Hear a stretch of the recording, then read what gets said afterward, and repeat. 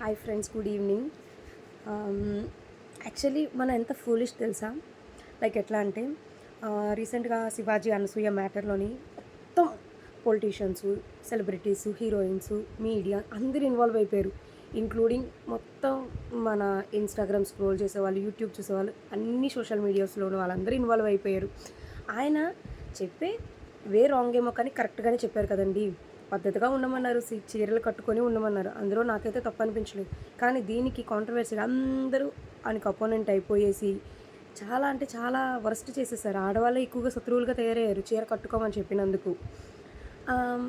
దీనికి ఏంటంటే అందరూ ఒకటయ్యి ఆయన్ని ఒక్కరిని చేసి ఇంత చేసాం. మనం ఎంత వరస్ట్ ఫెలోస్ అంటే ఇంత దరిద్రమైన మ్యాటర్ని పట్టించుకున్నాం. కానీ బంగ్లాదేశ్లోని ఒక సామాన్యుణ్ణి సజీవ దహనం చేశారు, మత కల్లోలాలు సృష్టించారు.